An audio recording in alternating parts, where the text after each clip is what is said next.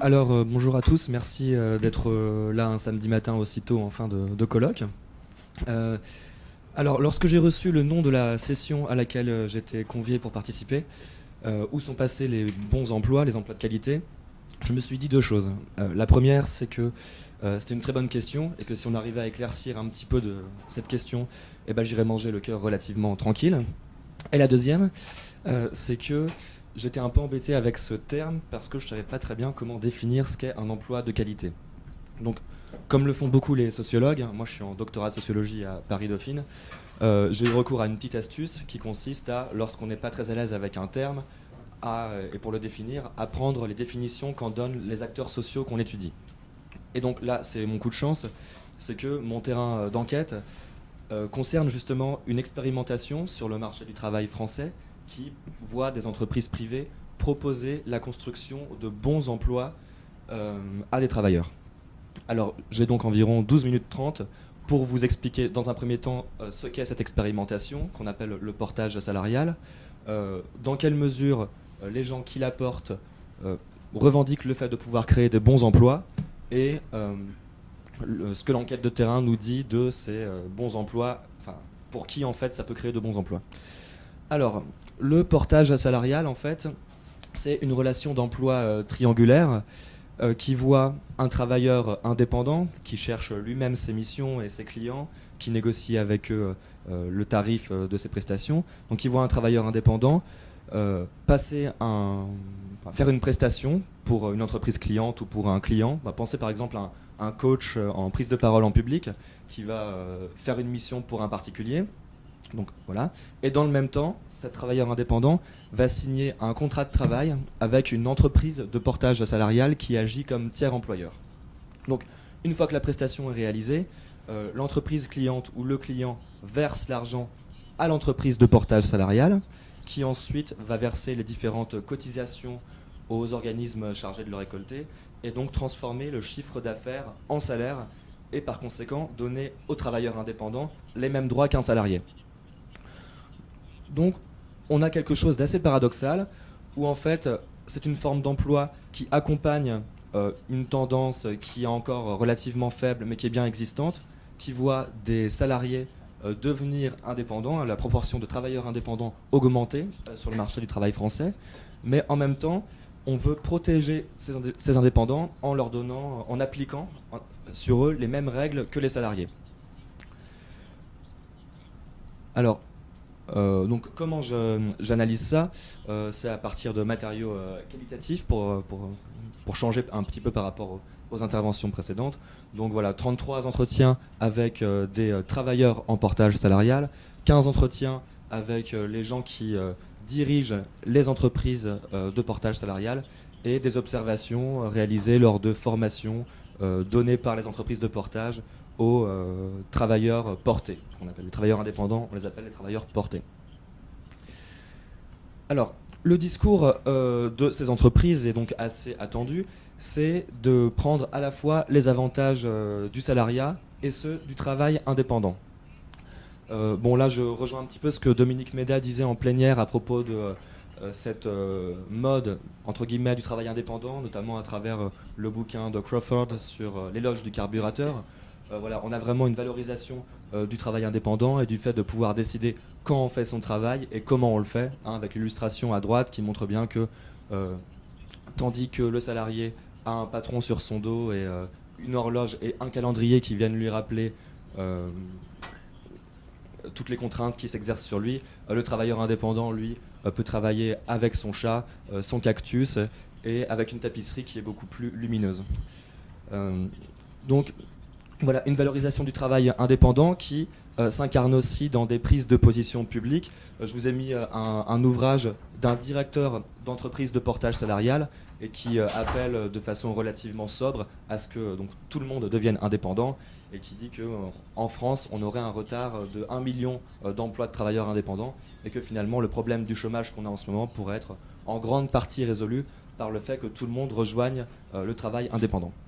Mais pas n'importe quel indépendant, parce que ce sont des gens qui sont conscients des enjeux sociaux et de la précarité que peuvent charrier le travail indépendant. Donc, pas n'importe quel travail indépendant, lequel le portage salarial, qui repose donc sur la philosophie du en même temps, hein, c'est quelque chose qui est cher à notre président de la République, Emmanuel Macron, donc des gens qui sont en même temps salariés et en même temps travailleurs indépendants. Donc là, voilà, c'est un petit extrait de présentation d'un petit discours d'un directeur d'une boîte de portage lors d'une réunion d'information pendant laquelle on explique à des potentiels intéressés, parmi lesquels je me suis glissé, ce qu'est le portage salarial. Donc voilà ce qu'il dit. Nous, en fait, on part du principe que le salariat, c'est à la fois le pire et le meilleur. Le pire, c'est le lien de subordination. Nous, on pense que c'est un truc qui est plus adapté aujourd'hui, que les ordres, c'est un peu dépassé au XXIe siècle. Voilà.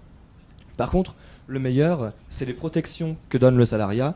Nous, on pense qu'on n'a pas fait aussi bien encore que le salariat, notamment en France, en termes de protection, notamment pour l'assurance chômage, qui est incomparable avec celle des autres pays. Donc, on a même coutume de dire que la France est le seul pays communiste qui a réussi, rajoute-t-il. Bon, je ne sais pas tellement où est-ce qu'on dit ça, mais bon, toujours est-il que c'est un argument qui est brandi. Et donc voilà, on prend le meilleur du salariat et le meilleur de l'indépendance pour faire un bon emploi, un emploi de qualité. Un emploi de qualité qui a un coût pour les travailleurs qui y ont recours. Alors, peut-être que ça n'apparaît pas très très bien ici, mais bon, en gros, le chiffre d'affaires... Le rapport du chiffre d'affaires du travailleur par rapport au salaire net donc, qu'il perçoit effectivement est de... il touche la moitié de ce qu'il facture en fait. On a 43% de ce chiffre d'affaires qui est alloué à différentes... donc ce que ici la boîte de portage appelle les charges sociales, hein, qui sont les cotisations qui permettent de financer l'assurance chômage, l'assurance maladie, les retraites, etc. Et 8% qui vont à l'entreprise de portage en tant que commission et qui assurent la survie du modèle économique de ces entreprises. Donc, in fine, pour une facture de 5 000 euros, le travailleur reçoit environ 2 411 euros.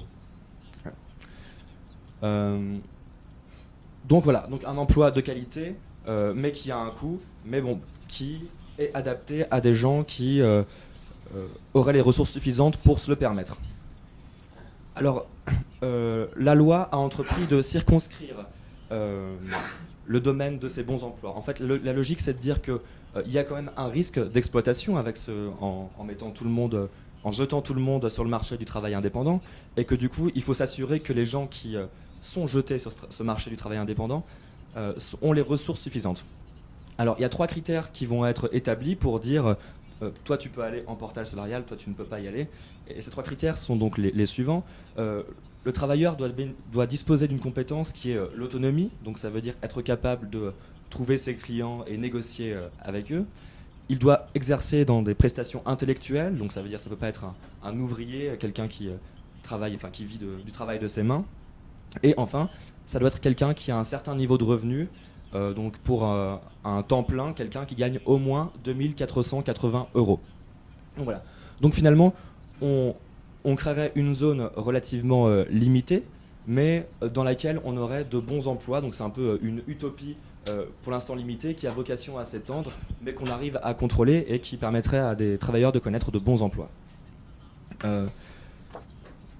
Bon, alors, sauf que quand on regarde ce qui se passe empiriquement, on remarque que déjà c'est quelque chose qui n'est pas choisi de plein gré par les gens qui s'y retrouvent. Hein, sur les 33 travailleurs que j'ai rencontrés, 14 ont choisi le portage après un licenciement, 10 après une rupture conventionnelle qui est souvent un petit peu poussée par les directeurs, par les patrons, et seulement 3 qui ont démissionné, donc on peut penser que seulement 3 ont vraiment choisi de devenir indépendants et de quitter le salariat classique. Et 6 sont dans d'autres situations, indépendants avant, bon je ne m'attarde pas dessus.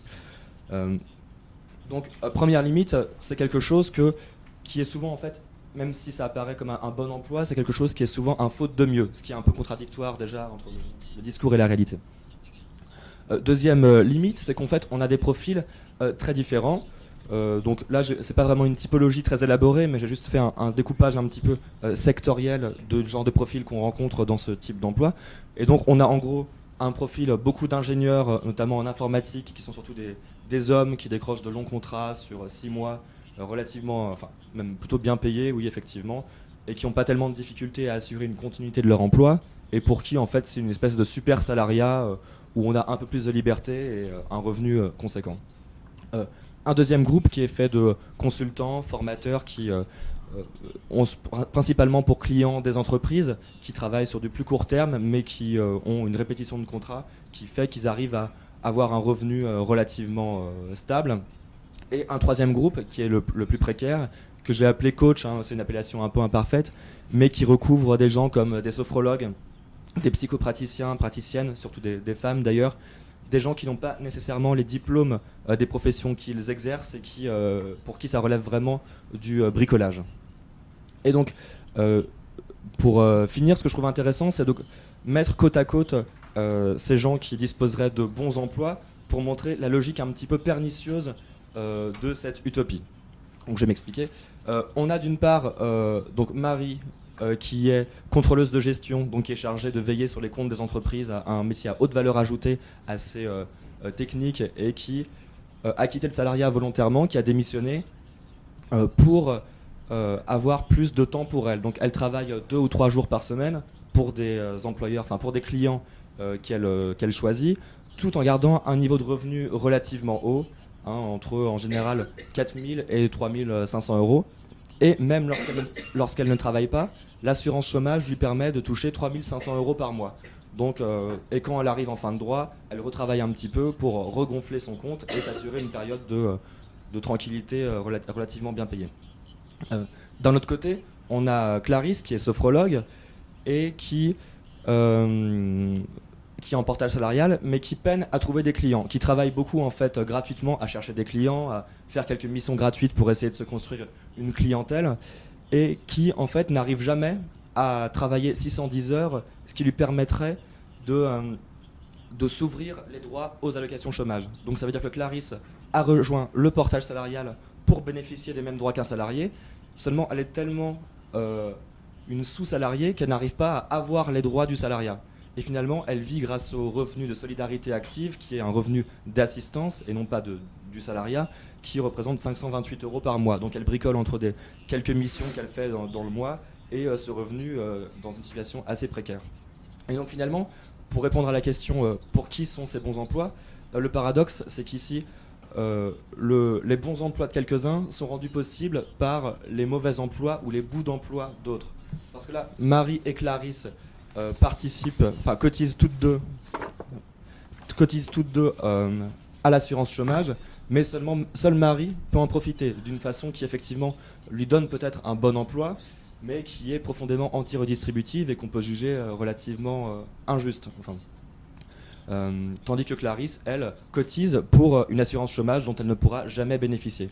Donc en conclusion, je voulais dire que comme Sophie Bernard et Dominique Méda, avec lesquels je fais ma thèse, je reste aujourd'hui persuadé que le salariat reste un système de protection relativement, enfin même plutôt efficace, et qu'il ne faut absolument pas le jeter, mais que vouloir plaquer les droits d'un salariat qui a été construit pour prendre en charge des situations d'emploi longues et stables, donc plaquer ces droits-là sur des travailleurs intermittents, expose pour moi vraiment à un dévoiement du salariat qui en change complètement le sens et qui arrive à faire d'un outil qui, à l'origine, est un outil de solidarité et d'assurance et de redistribution, un outil profondément anti-redistributif et, à mon sens, injuste. Voilà.